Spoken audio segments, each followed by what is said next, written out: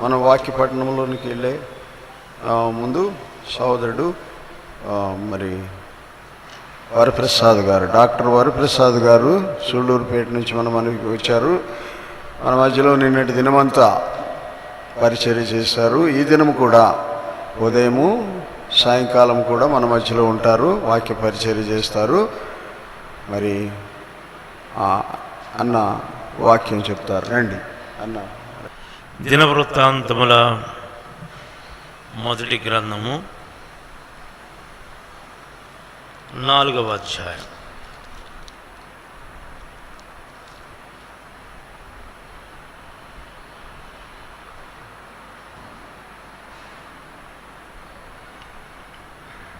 తొమ్మిది 10 వచనాలు చదువుకుందాం. దినవృత్తాంతముల గ్రంథము మొదటి గ్రంథము 4వ అధ్యాయము 9-10 వచనాలు మనందరం కలిసి చదువుకుందాం.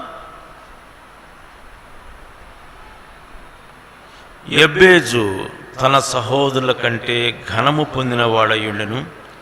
వేదన పడి ఇతని కంటినని అతని తల్లి అతనికి ఎబ్బేజు అని పేరు పెట్టెను. ఎబ్బేజు ఇశ్రాయేలు దేవుని గూర్చి మొరపెట్టి, నీవు నన్ను నిశ్చయముగా ఆశీర్వదించి నా సరిహద్దును విశాలపరచి నీ చెయ్యి నాకు తోడుగా ఉండ దయచేసి నాకు కీడు రాకుండా దానిలో నుండి నన్ను తప్పించుము అని ప్రార్థింపగా దేవుడు అతడు మనవి చేసిన దానిని అతనికి దయచేసెను. అలానే మన ప్రత్యేక కూడికలకు మూలవాక్యము 2వ కొరింథీ సంఘానికి పౌలు రాసిన 2వ పత్రిక 2వ అధ్యాయము 14వ వచనం చదువుకుందాం. మా ద్వారా ప్రతి స్థలమందును క్రీస్తును గురించిన జ్ఞానము యొక్క సువాసనను కనుపరచుచు ఆయన యందు మమ్మును ఎల్లప్పుడూ విజయోత్సవముతో ఊరేగించుచున్న దేవునికి స్తోత్రం. రండి ప్రార్థన చేసుకుందాం, తల వంచుదాం. మా ప్రియ తండ్రి, మీకు వందనములు. ఈ 26వ తారీఖు ఆగస్టు మాసము 2024 మీరు మాకు సెలవు దినంగా ఇచ్చినందుకు స్తోత్రములు తండ్రి. ఈ దినమును సద్వినియోగం చేసుకోవటానికి, మీ మందిరంలో కూడి రావడానికి మీరు చూపిన కృపకై స్తోత్రములు ప్రభువా. జయక్రీస్తు యేసునందు మా కోసమే మీరు సిద్ధపరిచిన జయ జీవితము, మా పితరులు అనేకులు అలాంటి జీవితం జీవించారు తండ్రి. వారి నుంచి మేము నేర్చుకోవటానికి సహాయం చేయమండి. నిన్నటి దినము మా పితరులైన యెహోషువ జీవితాన్ని మేము ధ్యానించుకుంటూ వచ్చాం. అలాగే ప్రభువా, సాయంకాలము బెతెస్దాలో మా పితరుడైన తండ్రి యాకోబు జీవితం నుంచి అనేక సంగతులు మేము నేర్చుకుంటూ వచ్చాం. ఈ దినమున బైబిల్ స్టడీలో మొదటి భాగంలో మేము ఎబ్బేజు గురించి ధ్యానించాలని ఆశపడుతున్నాను తండ్రి. మాకు సత్యమును ఉపదేశించండి దేవా, సర్వసత్యములోకి మమ్మల్ని నడిపించండి దేవా. సత్యమునకు విధేయులము కావటానికి కృపదయ చేయండి తండ్రి. అలాగూ మేము బలము పొంది ప్రభువా మరి జయ జీవితం జీవించడానికి మమ్మల్ని కూడా సిద్ధపరచండి, కనికరించమని కోరుతూ, సమయమును మీ చేతుల్లో పెడుతూ మంచి సమయం మాకు అనుగ్రహించమని కోరుతూ రక్షకుడును ప్రభు అయిన యేసు నామమున వేడుతూ ఉన్నాను తండ్రి, ఆమేన్.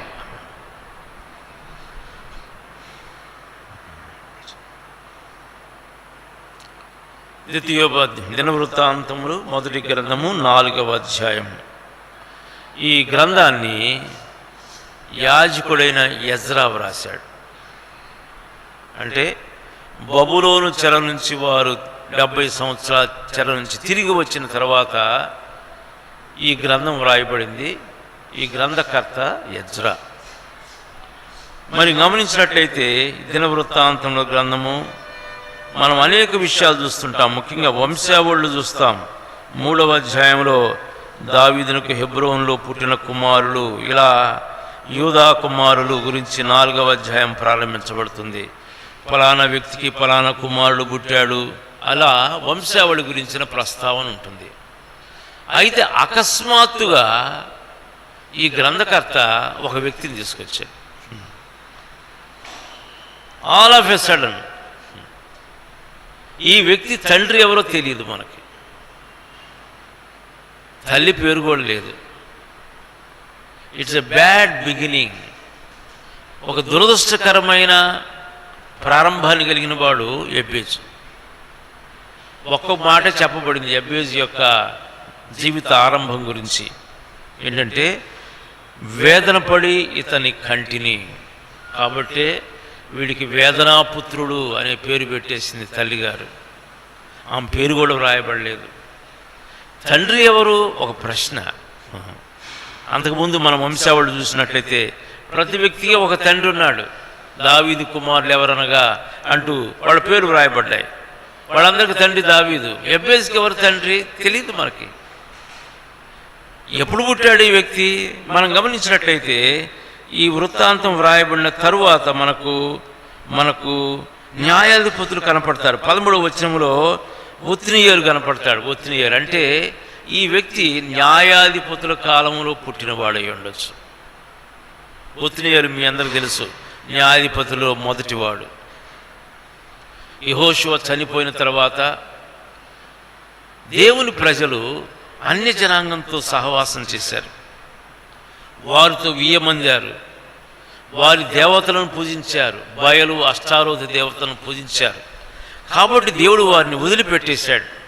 వదిలిపెట్టేసినప్పుడు చూడండి, న్యాయాధిపతుల గ్రంథము జస్ట్ కొన్ని వచనాలు మనం చదువుకొని ముందుకు వెళ్దాం.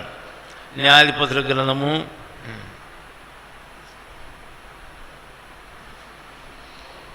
2వ అధ్యాయం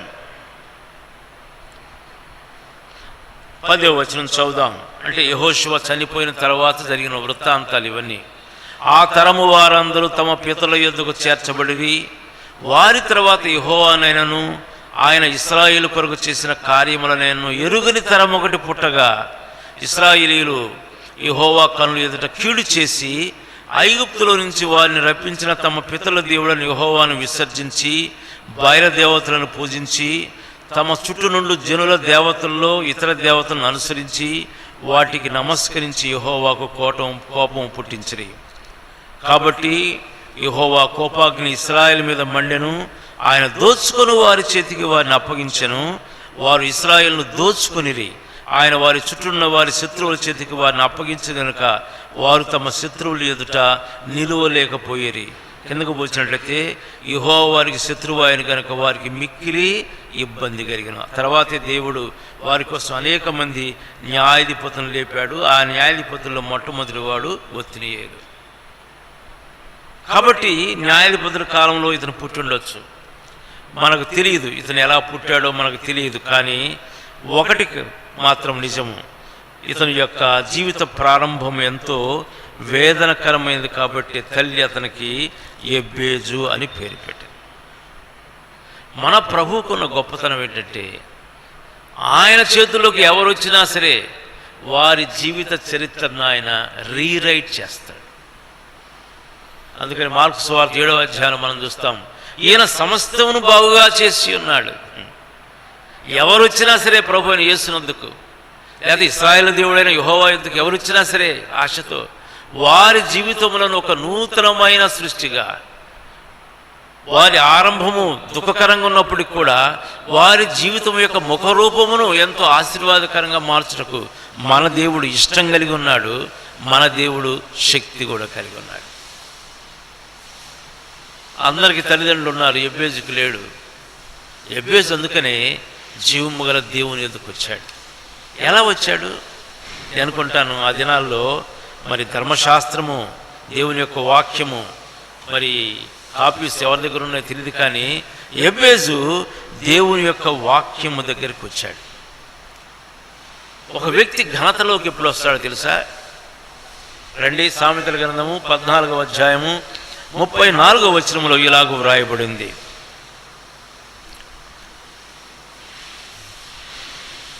సామెతల గ్రంథము 14వ అధ్యాయము 34వ వచనం అందరం చదువుకుందాం. రైట్. నీతి జనములేంది? నీతి జనములు ఘనతకెక్కుడు కారణం. అది బాస్ ఆగాల. నీతి జనములు ఘనతకెక్కుటకు కారణము, పాపము ప్రజలకు అవమానము తెచ్చు. ఇంగ్లీష్ బైబిల్ అయితే ఇంకా చాలాగా బాగా రాయబడింది. Sin will bring reproach to any people. అర్థమైందా? పాపము ఎవరికైనా సరే అవమానం తీసుకొస్తుంది, ఎవరికైనా అవమానం తీసుకొస్తుంది. బోధించే నాకు తీసుకొస్తుంది, వినే నీకు తీసుకొస్తుంది. పాపము ప్రజలకు అవమానము తెచ్చును. అయితే నీతి జనములు ఘనతకి కుటుకు కారణం. ఒక వ్యక్తి 10 మందిలో ఘనుడుగా ఎంచబడటానికి కారణము తన సహోదరులు అతడు ఘనముగా ఎంచబడిన వాడాయను. కారణం ఒకటే, ఎబ్బేజు జీవము గల దేవుని వాక్యము యొద్దకు వచ్చాడు. ఎందుకు నీకు దేవుడు గ్రంథం ఇచ్చాడు? నిజంగా మనం ఎంత ఆశీర్వదించబడిన వారమో మనకు దేవుడు ఒక దినం లెక్క అడుగుతాడు. ఇంత వాక్యం ఉంది దినాల్లో కదా. బైబిల్ స్టడీస్ ఉన్నాయి, ఆదివారము 2 లేకపోతే 3 మెసేజెస్ ఉన్నాయి కదా. ప్రార్థనకు ఒక మెసేజ్ ఉంది. అంటే కనీసం ఒక వ్యక్తి మరి 4-5 వర్తమానాలు వింటాడు వారానికి. మరి 52 వర్తమానాలు, 52 వారాలు, 52 × 5 వేస్తే ఎంత అవుతుంది చెప్పండి? 220 వర్తమానాలు. అంతేకాదు మధ్యలో స్పెషల్ మీటింగ్స్. నీవు ఒక వాక్యం చదువుకుంటుంటావు కదా, వాట్సాప్ మెసేజ్ ఎన్నెన్నో వస్తున్నాయబ్బా. దేవుడు ఎందుకు ఇచ్చాడు నీకు వాక్యం? ఒకసారి ఇప్పుడు ఆలోచించావా? 2 తిమోతి 3వ అధ్యాయం 17వ వచనం మనం చదువుకున్నాం. మరొకసారి మీకు జ్ఞాపకం చేస్తాను. దైవావేశం వలన కలిగిన ప్రతి లేఖనము ఎందుకు ఇవ్వబడింది? 4 విషయాలకు ఇవ్వబడింది. నంబర్ 1, ఉపదేశిస్తాడు దేవుడు. ఉపదేశం అనగా టీచింగ్ ద ట్రూత్, సత్యమును బోధిస్తాడు వాక్యము ద్వారా. రెండవది ఖండిస్తాడు. ఏం ఖండిస్తాడు? నీలో ఉన్న పాప స్వభావాన్ని ఖండిస్తాడు, పాపపు క్రియలను ఖండిస్తాడు. నీ అంతరంగ జీవితంలో ఉన్న మలినాన్ని ఖండిస్తుంది దేవుని వాక్యం. మూడవది ఖండించి వదిలిపెట్టడు, సరిదిద్దుకుంటూ కృపదిస్తాడు, సరిదిద్దుకునుట. నాలుగవది నీతి యందు శిక్షణ ఇస్తాడు. He will train you. నీకు శిక్షణ తర్బీదిస్తాడు. దేనికి? నీతి గల జీవితాన్ని. ఈ 4టికే దేవుని యొక్క వాక్యం ఇవ్వబడింది. చూసారా? చదువుదారండి, మన నోరు తిరిగేటట్టు చదువుకుందాం. తిమోతికి పౌలు రాసిన 2వ తిమోతి 3వ అధ్యాయము 17వ వచనం. అందరం చదువుదాం, నోరు తిరగాల. రైట్. 16-17 కలిసి ఉన్నాయి, చదువుదాం. రైట్. దైవజనుడు సన్నద్ధుడై ప్రతి సత్కార్యమునకు పూర్ణముగా సిద్ధపడి ఉండునట్లు దైవావేశం వలన కలిగిన ప్రతి లేఖనము ఉపదేశించుటకును, ఖండించుటకును, తప్పుదిద్దుటకును, నీతి యందు శిక్ష చేయుటకును ప్రయోజనకరమై ఉన్నది. దేవుని వాక్యం ప్రయోజనకరం. నేను అనుకుంటాను, యవ్వన కాలంలోనే ఎబ్బేజు దేవుని యొక్క వాక్యం వద్దకు వచ్చాడు. దేవుని వాక్యం మనకు విధేయత చూపిస్తూ వచ్చాడు. దేవుని వాక్యం మనకు వడంబము లాంటిది. It's a plum line. మన జీవితమును దేవునికి ఇష్టంగా ఉందా లేదని చూపించడానికి వాడే వడంబము. ఒక మేజన్ ఎలాగో గోడ కట్టేటప్పుడు అది ఈ హారిజాంటల్గా ఉందానికి పర్పెండిక్యులర్గా ఉందా లేదని చెప్పడానికి చూసేది వడంబము. మన జీవితం కూడా దేవునికి ఇష్టంగా ఉందా లేదని చెప్పే వడంబమే దేవుని వాక్యం. కాబట్టి యవన కాలంలోనే నీతి యందు దేవుని యొక్క వాక్యము నీతి యందు ఎబ్బేజుకు శిక్షణిచ్చింది. కాబట్టి అతడు తన సహోదరులందరిలో ఘనుడైపోయాడు. ఈ దినం నీ పట్ల, నా పట్ల, మనందరి పట్ల దేవుని యొక్క ఉద్దేశం ఇదే. నువ్వు ఎంతగా దేవుని వాక్యాన్ని ఘనపరిస్తే అంతగా దేవుడు నిన్ను ఘనపరుస్తాడు. దేవుని వాక్యాన్ని ఘనపరచడం అంటే ఒక 100 రెఫరెన్స్ బైబిల్స్ కొనుక్కొని ఇంట్లో పెట్టుకోవటమా? కాదు సుమా. విధేయత చూయించు. ఈ దినాల్లో దేవుని బిడ్డలకు కావాల్సింది, సంఘంలో విశ్వాసులకు కావాల్సింది విధేయత. Teach me obedience lord. ప్రభువా నాకు విధేయత నేర్పించు నాయన. సత్యమునకు వెంటనే విధేయత చూయించే మనస్సు నాకు దయచేయి. ఆదివారం మనం చూసాం, గత రాత్రి యాకోబు విధేయత చూయించాడు, కానీ ఇట్ వాజ్ లేట్. బేతేలుకి వెళ్ళమంటే షెకెంకి వెళ్ళాడు. శకంలో నష్టపొందిన తర్వాత దెబ్బ తగిలిన తర్వాత బయలుదేరాడు మళ్ళీ బేతేలికి. అలా ఉండదు మన జీవితాలు. మనము దేవుని యొక్క సత్యమునకు విధేయత చూపించడానికి తొందరపడము, మనం వేగిరపడాలా, విధేయత చూపించడానికి వేగిరపడాలా. ఎబ్బేజు కట్టి స్వభావం ఉంది. ఇప్పుడు అతను ఎవరి యొద్దకు వచ్చాడు? నిబంధన దేవుని యొద్దకు వచ్చాడు. మన దేవుడు నిబంధన దేవుడు, అంటే మాట ఇచ్చి నెరవేర్చువాడు. నీవు ఆయన చెప్పిన ఆజ్ఞకు లోబడితే ఆయన చెప్పిన మాట నెరవేరుస్తాడు. నీవు ఆయన యొక్క ఆజ్ఞకు లోబడితే ఆయన ఇచ్చిన వాగ్దానాన్ని నెరవేరుస్తాడు. నీవు విధేయత చూస్తే ఆయన ఆశీర్వదిస్తాడు. 115వ కీర్తన 13వ వచనం చదవండి. వినలనేమి పెద్దలనేమి తన యందు భయభక్తులు గల వారిని యెహోవా ఆశీర్వదించును. అది కాబట్టి మన దేవుడు ఆశ్రయించు దేవుడు.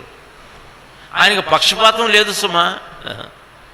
ఆయనకేం ప్రియారిటీస్ లేవు, చాయిసెస్ ఏం లేవు. ఆయన అందరి ఏడల కృప చూపుటకు ఐశ్వర్యవంతుడు. తనకు ప్రార్థన చేయవారు అందరి ఏళ్ళ కృప చూపుటకు ఐశ్వర్యవంతుడు. తనను ప్రేమించేవారు అందరినీ ఆయన ఆశ్రయించుటకు శక్తిమంతుడు. అందుకని దేవుని యొక్క మనసు ఏంటో మనం ఒకసారి చూద్దాం రండి. ఆది కాండము 24వ అధ్యాయము మొట్టమొదటి వచనం. నిన్న కూడా చెప్పాను, మరొకసారి నేను మీకు జ్ఞాపకం చేస్తాను. ఆది కాండము 24వ అధ్యాయము మొట్టమొదటి వచనం చూడండి. అబ్రహాముకు దేవుడిచ్చిన ఆశీర్వచనం ఏంటి చూడండి. అబ్రహాము బహుకాలము గడిచిన వృద్ధుడయ్యుండెను, అన్ని విషయముల్లోనూ యెహోవా అబ్రహామును ఆశీర్వదించు. ఇది దేవుని యొక్క ఏర్పాటు అందరి పట్ల. అబ్రహాము పట్లే కాదు, అబ్రహాము సంతానమైన మన పట్ల కూడా దేవుని యొక్క ఆలోచన ఇదే. ఏంటిది? నీవు అన్ని విషయంలో ఆశ్రయించబడాలా. అంటే ఆత్మీయంగా ఆశ్రయించబడాలా, సమాజంలో ఆశ్రయించబడాలా, కుటుంబ పరంగా ఆశ్రయించబడాలా, ఆర్థిక పరంగా ఆశ్రయించబడాలా, పరిచర్య విషయంలో ఆశ్రయించబడాలా. ఇలాగ నీవు అన్ని విషయంలో ఆశ్రయించబడుట దేవునికి ఇష్టం. అదే 3 యోహాను పత్రిక 2వ వచనం మనం చదువుతున్నాం. ప్రియుడా, నీవు ఆత్మలో వర్ధిల్లుచున్న కొలది అన్ని విషయంలో వర్ధిల్లుచు సౌఖ్యముగా ఉండవలని ప్రార్థించుతున్నాను. ఈ దేవుని యొక్క మనసు, ఇది మనిషి యొక్క మనసు కాదు. ఇది ఎబ్బేజు ఎరగగలిగాడు కాబట్టి దేవుని ఎదుకు వచ్చి ఇలాగూ ప్రార్థన చేస్తున్నాడు. ఏమని ప్రార్థన చేస్తున్నాడు? అతడు ఇశ్రాయేలు దేవుని గురించి మొరపెట్టి ఇలాగూ ప్రార్థన చేస్తున్నాడు. చూద్దాం రండి ఎలాగూ ప్రార్థన చేస్తున్నాడు.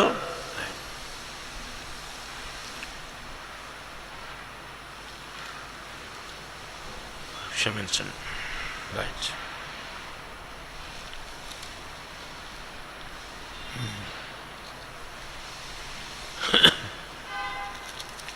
అతడు ఇశ్రాయేలు దేవుని గురించి మొరపెట్టి, నీవు నన్ను నిత్యముగా ఆశీర్వదించి, అది ప్రభువా, నీవు నన్ను నిత్యముగా ఆశీర్వదించి, నీవు నాకు ఇచ్చిన, మా పితరులకు ఇచ్చిన వాగ్దానములను నా జీవితంలో కూడా నువ్వు నెరవేర్చి నన్ను ఆశీర్వదించు. ఇంకా ఏం చేశాడు? అడుగుతున్నాడు, ఏంటి ఆశీర్వాదము? మనం ఏం చేస్తామంటే అనేకసార్లు మన సొంత ఆశల యొక్క నెరవేర్పు కోసమై ప్రభువుని అడుగుతూ ఉంటాం. తప్పేం లేదు అడగటంలో. కానీ అంతకుముందుగా ఎబ్బేజు ఎలా ప్రార్థన చేశాడు? ప్రభువా, నీవు నా సరిహద్దును విశాలపరచు. ఏ సరిహద్దు అది? పొలం యొక్క సరిహద్దులా, లేకపోతే ఇండస్ట్రీస్ యొక్క సరిహద్దులా, లేకపోతే రియల్ ఎస్టేట్లో ఏమన్నా దాని సరిహద్దులా? నా సరిహద్దుని విశాలపరచమంటే అది కాదు. తర్వాత నేను చెప్తాను. మన హృదయపు సరిహద్దులు విశాలపరచబడాలి. ఎంతసేపు మనము ఒక చిన్న వృత్తాన్ని గీసుకొని దాని మధ్యలో మనల్ని పెట్టుకొని మన గురించే ఆలోచిస్తూ ఉంటాం. ఎప్పుడు మన గురించే. అందుకని మనము వీఆర్ సెల్ఫ్ సెంటర్డ్ పీపుల్. ఎంతసేపు మన ఆలోచనలే, మన అవసరాలే, మన కష్టాలే, మనకున్న సమస్యలే, మన గురించే. ఆ చిన్న వృత్తం తీసుకుంటాం. ఈ దినాల్లో అయితే ఆ వృత్తం ఇంకా చిన్నదైపోయింది. Nuclear family. నేను, నా భార్య, నా 2 పిల్లలు. దీని గురించే మన లోకమంతా, మన ఆలోచన లోకమంతా వీటి గురించే కేంద్రీకృతం అయిపోయింది. దీన్ని బయటికి రావటం లేదు. ప్రభు అంటున్నాడు, దీని నుంచి నువ్వు బయటికి రావటం నేర్చుకో. ప్రభువా, నన్ను ఆశీర్వదించావు తండ్రి, అయితే నేను అనేకులకు ఆశీర్వాదంగా ఉండినట్లు నా సరిహద్దును విశాలపరచుము. నా బంధువులకు నన్ను ఆశీర్వాదంగా చేయము. నేను నా నైబర్హుడ్కు నన్ను ఆశీర్వాదంగా చేయము. ప్రభు, నేను ఆఫీసులో ఉన్నాను, ప్రభువా నా సెక్షన్కు నన్ను ఆశీర్వాదంగా చేయము. ప్రభువా, మందిరంలో నన్ను ఉంచావు, మందిరంలో అనేకులకు నన్ను ఆశీర్వాదంగా చేయము. నా సరిహద్దును విశాలపరచు తండ్రి. ప్రభువా, అందుకు నాయన నేను కోరుతున్నాను, నీకోసమై ప్రజలను ప్రభావితం చేసే అట్టి జీవితం నాకు ఈ ప్రభువా. నన్ను చూసిన వారు, నా జీవితాన్ని చదివేవారు, నా సాక్ష్యాన్ని వినేవారు, నీ చేత వారు ప్రభావితం కావాలి తండ్రి. ఏదో 4 రాళ్ళు సంపాదించామా, ఒక ఇల్లు కొనుక్కున్నామా, పిల్లల్ని కన్నామా, పెళ్ళిళ్ళు చేసామా, చచ్చిపోయామా? ఎవరికి ఉపయోగం అది? ఎవరికి ఉపయోగం? విలియం కేరీ, దైవజనుడైన కేరీ, ఆయన ఇంగ్లాండ్ దేశం నుంచి వచ్చాడు. భారతదేశానికి రాగానే ఆయనకు ఎదురైన సమస్యలు ఎన్నెన్నో చెప్పలేము.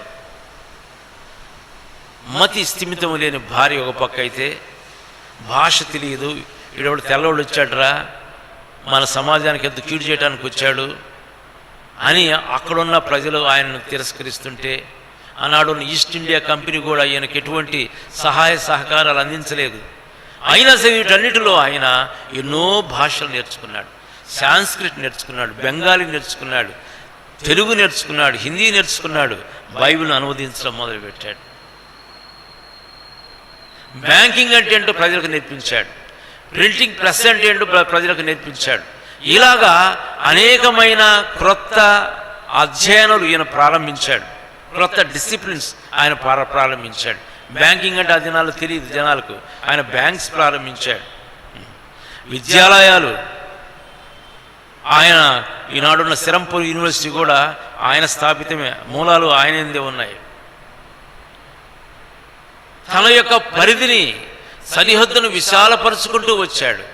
ఎప్పుడైతే అటువంటి ఆశ అతనిలో ఉందో దేవుడు అతనికి సహాయం చేస్తూ వచ్చాడు. ఈనాడు మనకు తెలుగులో బైబిల్ ఉందంటే కారణము ఆయన కూడా, ఆయనే అని చెప్పట్లేదు, ఆయనకు కూడా. ఒక ఆంగ్లేయుడు వచ్చి మన తెలుగు నేర్చుకొని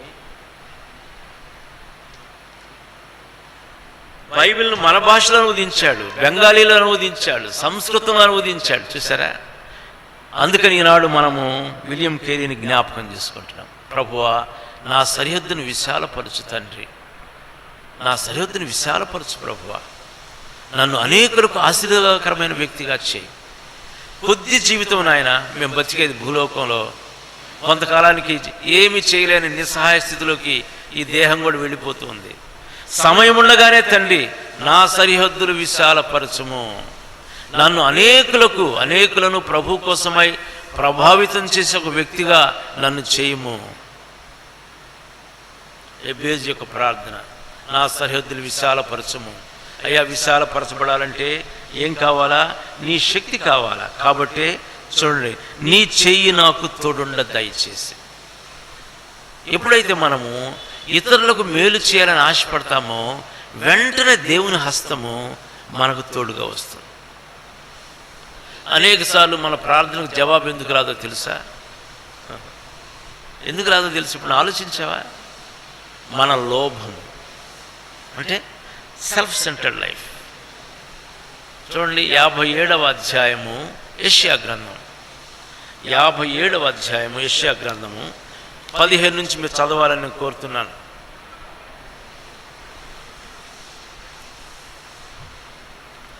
యాభై 57వ అధ్యాయము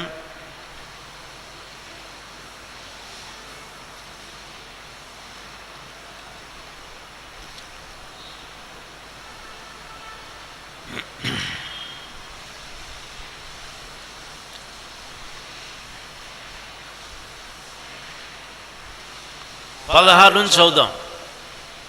యెషయా గ్రంథము 57వ అధ్యాయము 16 నుంచి చదువుదాం. అందరం చదువుదాం, దయచేసి నాతో కూడా చదవండి. నేను నిత్యము పోరాడువాడను కాను, ఎల్లప్పుడూ కోపించువాడను కాను, అలాగుండి నేల నా మూలముగా జీవాత్మ క్షీణించును. నేను పుట్టించిన నరులు క్షీణించిపోదురు. వారి లోభము వలన కలిగిన దోషమును బట్టి నేను ఆగ్రహపడి వారిని కొట్టి తిని, నేను నా ముఖము మరుగు చేసుకుని కోపించి తిని. వారు తిరుగుబడి తమకిష్టమైన మార్గమును నడుచుచు. ఎవరి గురించి మాట్లాడుతున్నాడు దేవుడు? ఎవరి గురించి మాట్లాడుతున్నాడు? ఆ దినములు ఇశ్రాయేలు గురించి మాట్లాడుతున్నాడు. ఈ దినములు నా గురించి మాట్లాడుతున్నాడు. మన జీవితాలు ఎటువంటివి తెలుసా? ఎంతసేపు మన వైపే చూస్తాం. మన కష్టాలే గుర్తుకొస్తాయి, మన సమస్యలే గుర్తుకొస్తాయి. యోబుకు అనారోగ్యం వచ్చినప్పుడు దేవుడు స్నేహితుల కోసం ప్రార్థన చేయమని చెప్పాడు. ఏంది ప్రభువా, నా పని ఇంత ఘోరంగా ఉంటే చిల్ల పంకు తీసుకొని నేను ఒళ్ళును రుద్దుకుంటూ ఈ యొక్క బాధ భరించలేక నేనుంటే, నా భార్య నా బాధను చూసి తట్టుకోలేక దేవుణ్ణి శపించి చచ్చిపోయావా అని చెప్పినప్పుడు, ఇటువంటి పరిస్థితులు నేనుంటే ఇతరుల కోసం ప్రార్థన చేయమంటావేంటి అని అడుగుండొచ్చు. యోబు అడగలేదు సుమా.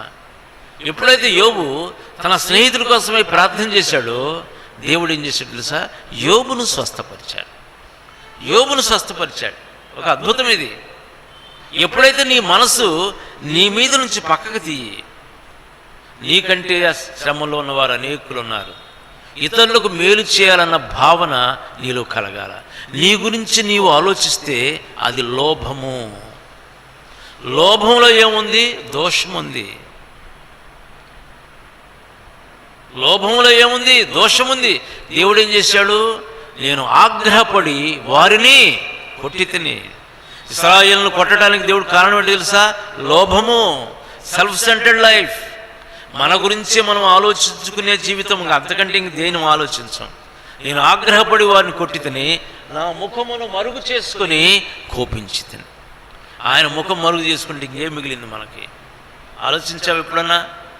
అందుకనే విశ్వాసుల ప్రార్థన అనేకులకు జవాబులు రాకపోవటానికి కారణము ఇదే కారణం. నువ్వు అనుకుంటున్నావు, ప్రభు ఇంతకాలం నేను ప్రార్థన చేశాను, విసిగిపోయానయ్యని. కారణం ఇది ఒక్కటే. You are only thinking of yourself. నీ యొక్క సరిహద్దులు నీవు విశాలపరచాలని నేను కోరుతున్నాను. ఒకసారి చుట్టూ చూడు. దేవుని యొక్క మనసు ఏంటో తెలుసా? దేవుని యొక్క మనసు అపోస్తుల కార్యం 10వ అధ్యాయం 38వ వచనం మనం చూస్తాం. అదేమనగా, దేవుడు నజరేయుడైన యేసును పరిశుద్ధాత్మతోనూ శక్తితోనూ అభిషేకించను అన్నదియే. దేవుడు ఆయనకు తోడయుండను గనుక ఆయన మేలు చేయుచు అపవాది చేత పీడించబడిన వారందరినీ స్వస్థపరచుచు సంచరించుచుండెను. మేలు చేస్తూ సంచరించాడు. అది తండ్రి మనసు, అది యేసయ్య మనసు. మేలు చేయటం నేర్చుకో. నీకంటే అనేక మంది సమస్యలు ఉన్న వారి కోసమై ప్రార్థించడం నేర్చుకో. అనేకులు కన్ఫ్యూజన్ ఉంటారు, కౌన్సిలింగ్ చేయటం నేర్చుకో.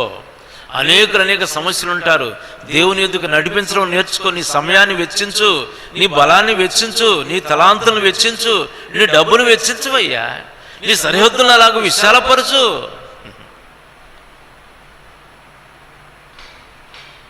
నీ సరిహద్దులను విశాలపరచు. నేను నిన్న విప్పుంటాను. నేను 2013లో నేను పిహెచ్డి అయిపోయింది. నేను చెప్పాను కదా, పరిశుద్ధాత్మ దేవుడే నాకు గైడ్. నేను కంప్యూటర్ మీద కూర్చొని ఆ క్రొత్త థియరీస్ అన్నీ కూడా ఇంప్లిమెంట్ చేస్తూ సాఫ్ట్వేర్ రాసేవాడిని. ఒకప్పుడు ఎన్ని దినాలైనా సరే ఆ సమస్య సాల్వ్ అయ్యేది కాదు. దీనికి సొల్యూషన్ ఎక్కడి నుంచి వస్తుంది? ఆయన దగ్గర నుంచి రావాలా. అప్పుడు ఏం చేసేవాడు తెలుసా? ప్రార్థించి కొంత సబ్స్టాన్షియల్ గిఫ్ట్ తీసి, ఒక కానుక తీసి ఇతర దేవుని యొక్క దాసులకు పరిచర్యకు పంపేవాడిని. డబ్బులు దశంభాగాలు పంపేవాడిని కాదండి, దశంభాగాలు మందిరంలోనే అది పంపేవాడిని. ఎందుకంటే మన యొక్క లోభము మన ప్రార్థనలకు ఆటంకకరం. ఏం చేసేవాడిని? కానుక పంపించేవాడిని. ప్రభువా, ఇదిగో పలానా సేవకు అవస్థతులు ఉన్నాడు, ఆయన కానుక పంపిస్తున్నా, నీ నామను పంపిస్తున్నా. అప్పుడప్పుడే పంపించేసేవాడిని. ఎప్పుడైతే మన లోభమును బట్టి కలిగిన దోషాన్ని ఇలాగ సవరించుకుంటామో వెంటనే ప్రార్థనకు జవాబులు వస్తాయి. ఉదయం ఇలాగ కూర్చొని కంప్యూటర్ మీద కూర్చొని నేను ప్రార్థన చేస్తుంటే ప్రభు నాకు చూపించాడు, ఒక లైన్ చూపించి ఆ సాఫ్ట్వేర్లో అదిగో సమస్య, అది సరి చేశాను, అంతే ఒక్కసారి ధన్నుల రిజల్ట్స్ అన్నీ వచ్చేసాయి. ఇది నా సాక్ష్యం. రిజల్ట్స్ అన్నీ వచ్చేసాయి. వెంటనే ఆ రిజల్ట్స్ అన్నిటిని బాగా ట్యాబ్లెట్ చేసేసి తీసేసిలో పెట్టేశాను. ఎందుకు విషయాలు చెప్తున్నానంటే మన లోభము. నీ సరిహద్దును చిన్నదిగా ఉంచుకోకండి. నీ ఆత్మీయ జీవితము ఎవరిని ప్రభావితం చేయలేని స్థితిలో నువ్వు జీవించొద్దు. అడుగు ప్రభువుని, ప్రభువా నా సరిహద్దును విశాలపరచు, ప్రభువా నన్ను అనేకులకు ఆశీర్వాదకరంగా చేయి, నా సమయమును, నా తలాంతులను, నా డబ్బును, ప్రభువా నాకున్న నా బలాన్ని నీకోసం ప్రభావితం చేయటానికి ఇతరులను అందుకు వాడుకో, నా సరిహద్దుని విశాలపరచు. దీనికి ఏం కావాలా? దేవుని యొక్క శక్తి కావాలా. అందుకని అంటున్నాడు యెబేజు, ప్రభువా నీవు నీ చేతిని నాకు తోడుండ దయచేయి. దేవుని చెయ్యటువంటిదో చూడండి. 44వ కీర్తన 3వ వచనం చదవండి.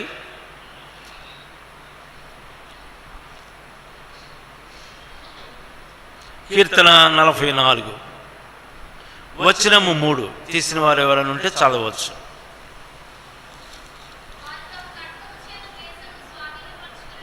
ఎస్,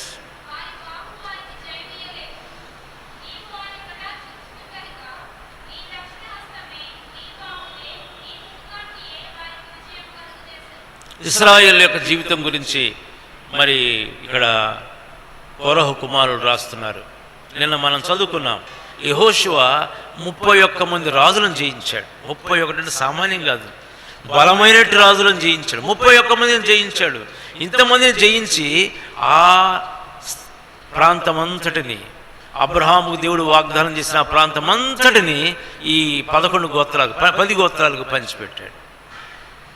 రూబేను, గాదు అవుతున్నారు, మిగతా 10 గోత్రాలకు పంచిపెట్టాడు. కారణం ఒకటే, దేవుడు వారిని కటాక్షించాడు. నీవు ప్రార్థన చేసినప్పుడు, మొరపెట్టినప్పుడు ఏం జరుగుతుంది? దేవుని యొక్క ముఖకాంతి నీ మీద ప్రకాశిస్తుంది. రోమాపత్రిక 10వ అధ్యాయం 12వ వచనం, తనకు ప్రార్థన చేయవారు అందరి ఎడల ఆయన కృప చూపుటకు ఐశ్వర్యవంతుడు. God is rich in mercy to show his mercy to all who pray. ఎవరైతే ఆయనకు మొరపెడతారో వారందరికీ కృప చూపుటకు ఆయన ఐశ్వర్యవంతుడు. యెబేజు ఆ సంతతిలోకి వచ్చాడు, ఆ కోవలోకి వచ్చాడు. మొరపెడుతుండగా దేవుని యొక్క ముఖకాంతి ఆయన మీద ప్రకాశించింది, దేవుని యొక్క కటాక్షం ప్రకాశించింది. మన పితరులు కూడా అలాగనే యెహోషువ ప్రార్థించినప్పుడు దేవుని కటాక్షము, దేవుని బలము, దేవుని దక్షిణహస్తము అక్కడ ప్రత్యక్షపరచబడింది. కాబట్టి ఇశ్రాయేలుకు విజయం ఇచ్చింది ఎవరంటే ఆయన దక్షిణహస్తమే, ఆయన బాహువే, ఆయన ముఖకాంతియే వారికి విజయం ఇచ్చింది. అలానే యెబేజు యొక్క సరిహద్దులను విశాలపరిచి ఆయన ఆశ్రయించింది ఎవరంటే దేవుని హస్తమే, దేవుని యొక్క ముఖకాంతియే, దేవుని యొక్క బాహువే. యెబేజు యొక్క జీవితంలో ఆయన సరిహద్దులు విశాలపరచబడ్డాయి. తర్వాత ఏం జరిగిందో చూద్దారండి. నీ చెయ్యి నాకు తోడుగా దయచేసి. ఎప్పుడైతే మన యొక్క దేవుని యొక్క హస్తము తోడుగా ఉంటుందో, దేవుని హస్తం ఎప్పుడు కూడా నీకు దేవుని చిత్తంలోకి నడిపిస్తుంది. ఒకవేళ తప్పిపోతుంటే ఆయన సరిచేస్తాడు కూడా. ఏం జరిగింది? ఆయన యొక్క సరిహద్దులు విశాలపరచబడ్డాయి. ఇప్పుడు యెబేజు అనేకులకు ఆశీర్వాదంగా ఉన్నాడు. అంటున్నాడు, ప్రభువా ఏ కీడు నాకు రాకుండా నన్ను కాపాడు. ఈ దినముల్లో ముఖ్యంగా ఈ దినాల్లో ఈవిల్, కీడు అనే మాటకు ఇంగ్లీష్లో ఈవిల్. దేవుని యొక్క ఊపిరిలో జీవం ఉంది, దుష్టుని యొక్క ఊపిరిలో ఈవిల్ ఉంది. అందుకని దుష్టునికి ఒక పేరుని చూసావా? డెవిల్. డెవిల్ అంటే is the daddy of evil. వాడి యొక్క ఊపిరిలోనే ఉంది ఏంటిది? కీడు. వాడి ఊపిరిలోనే ఉంది కీడు. ఈనాడు విశ్వాసులు దారి తిప్పారనుకో, మనం అనుకుంటా ఏముందిలే తప్పిపోయాడులే వస్తాడులే అనుకుంటాం. ప్రతి పాపం వెనుక దురాత్మలు ఉంటాయి. ప్రతి పాపం వెనుక, అది ఏదైనా సరే, ప్రతి పాపం వెనుక దురాత్మలు ఉంటాయి.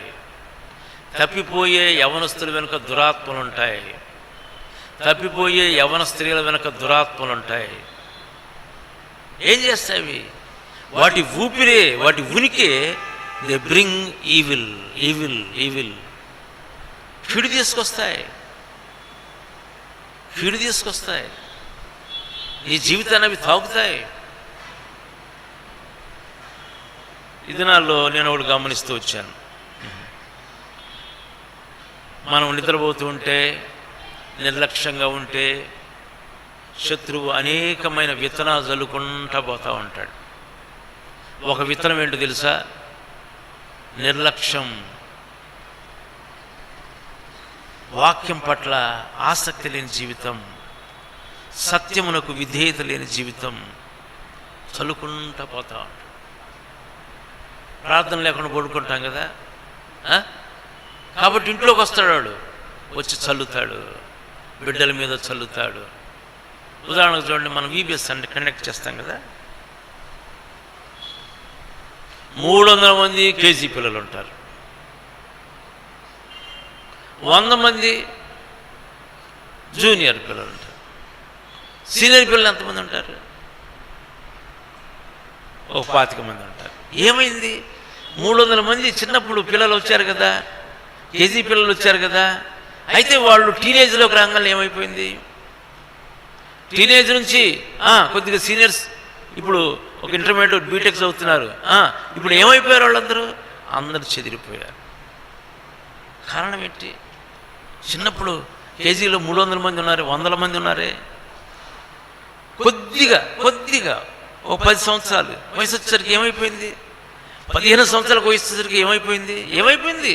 శత్రువు విత్తనాలు నాటాడు, అవి ఇప్పుడు పెరిగిపోయినాయి. కాబట్టి దేవుని వాక్యం పట్ల వారికి ఆసక్తి పోయింది, ఆకలి పోయింది, ఇష్టం పోయింది. ఏం చేస్తున్నాయి? వారి యొక్క ఆలోచనలోకి, వారి యొక్క తలంపులలోకి, వారి యొక్క చూపులలోకి దురాత్మలు ప్రవేశించాయి. మీరు అనొచ్చు, ఎట్లా ప్రవేశిస్తాయి సార్ అని? నీ ఆలోచన ద్వారా అవి ప్రవేశిస్తాయి. నీ ఆలోచనలు, నువ్వేం చూస్తున్నావో, ఏం వింటున్నావో, ఏం మాట్లాడుతున్నావో, వీటి ద్వారా నీ ఆలోచన ప్రభావితం చేసి నీలోకి ప్రవేశిస్తాయి. నీ హృదయంలో అవి నివసించడం మొదలు పెడతాయి, నేను కంట్రోల్ చేయటం మొదలు పెడతాయి. ప్రియమైన స్నేహితుడా, ఈ దినం ఎబ్బేజు గురించి మనము, తల్లిదండ్రులమైన మనము, విశ్వాసులమైన మనము ప్రార్థన చేద్దాం. ప్రభువా, కీడు నుంచి నన్ను తప్పించు. దేవుని యొక్క ముఖకాంతి మన మీద ప్రకాశించినంత కాలము కూడా దురాత్మలు మనల్ని తాకలేవు. దేవుని యొక్క సన్నిధి మనకు అగ్ని ప్రాకారంగా ఉంటుంది. అందుకని దేవుని యొక్క బిడ్డలు ఎంతో వాంఛతో వారు ప్రార్థించాలి. చూడండి, మరి జకర్యా గ్రంథంలో ఒక చక్కని మాట ఉంది, నేను మీకు చదివి వినిపిస్తాను.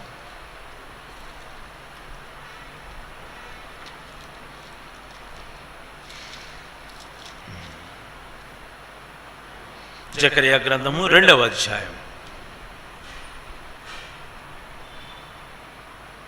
5వ వచనం.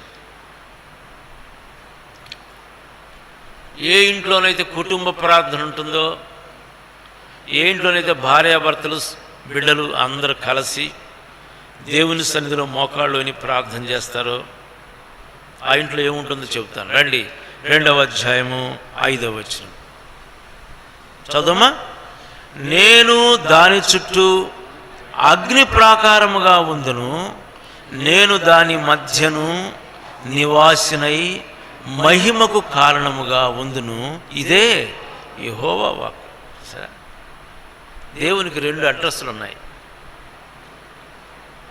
దేవునికి 2 అడ్రస్సులు, ఒకటి పరలోకము, ఒకటి భూలోకం. అయితే భూలోకం అన్ని చోట్ల ఉండడు ఆయన. ఎక్కడ ఉంటాడు? ఇందాక మనం చదివాం కదా, యెషయా గ్రంథము 57వ అధ్యాయం. తిరిగి వద్దాం రండి, యెషయా గ్రంథము 57వ అధ్యాయం.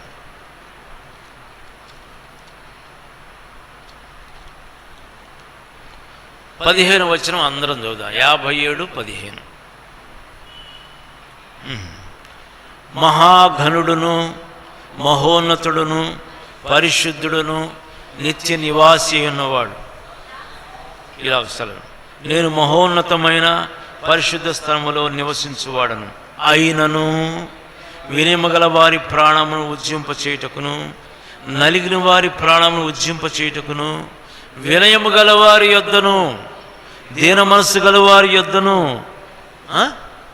నివసించుచున్నాను. ఒక అద్భుతం చూడండి. చూసావా, దేవునికి ఎక్కడుంది? ఆయన మనుషుల మధ్య ఉంది ఆయన నివాసము. అయితే ఎటువంటి మనుషులు?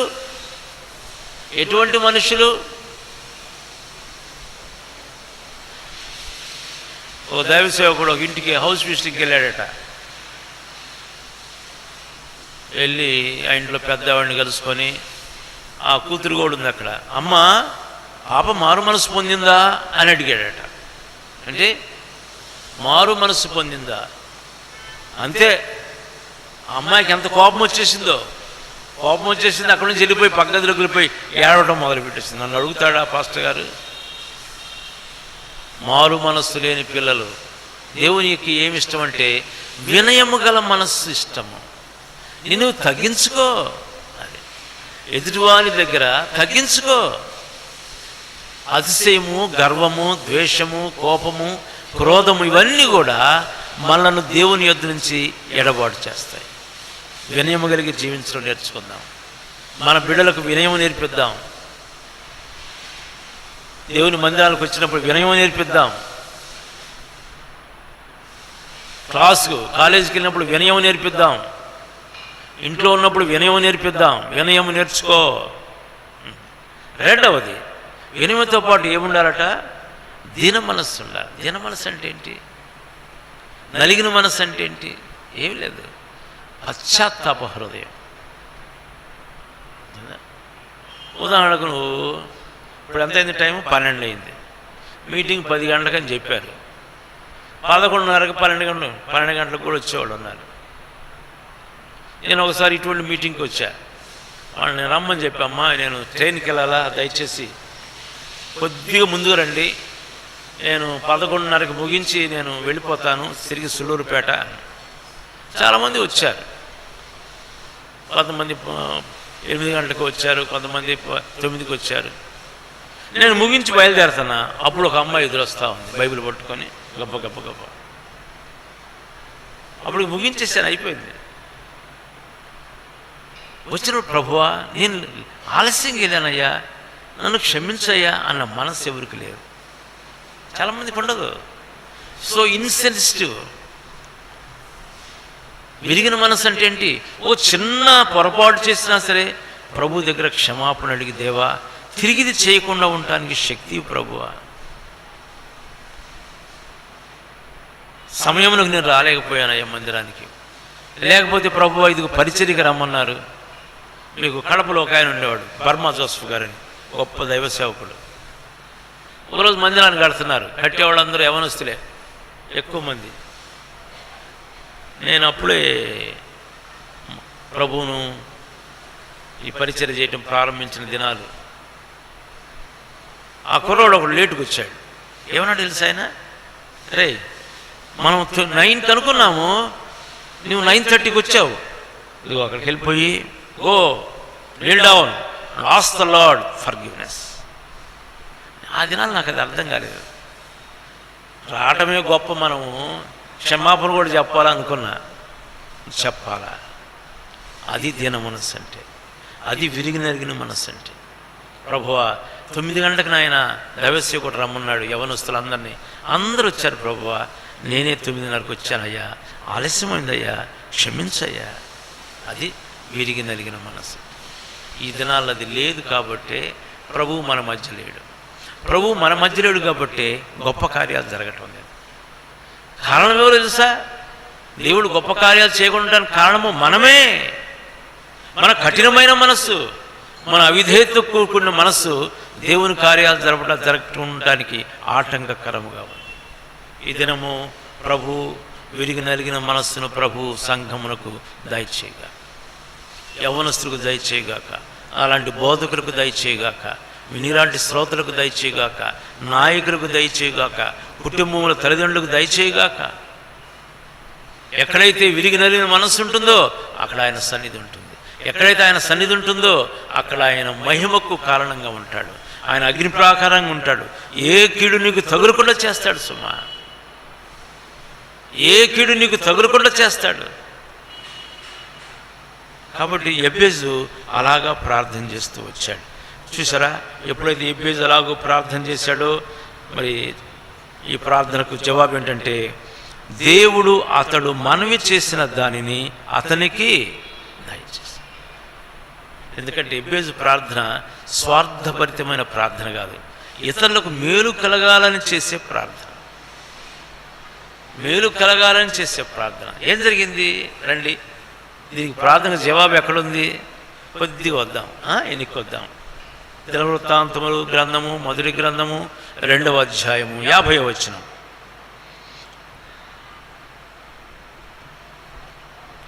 రెండవ అధ్యాయము 50వ వచనం.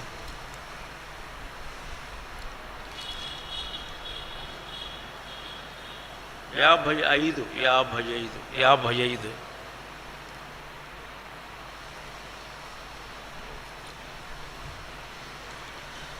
చదువుదామా? అందరం చదువుదాం. రైట్. ఎబ్బేజులో కాపురమున్న లేఖికుల వంశములైన తిరాతీయులను, షిమ్యాతీయులను, సూకోతీయులను, వీరు రేకాబు ఇంటి వారికి తండ్రి అయిన హమాతు వలన పుట్టిన కేనీయుల సంబంధులు.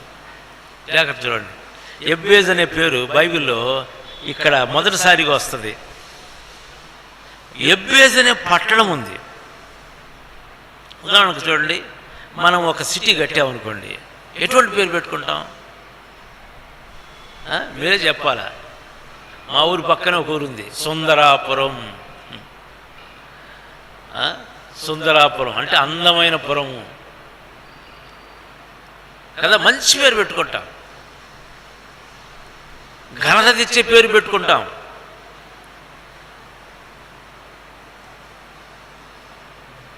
ఇక్కడ ఒక ఊరికి పేరు పెట్టుకున్నారు. ఆ పేరు ఏంటంటే వేదన. ఎబ్బేజు అనే పేరున్న ఒక ఊరుంది. ఎవరు పెట్టుకున్నారు?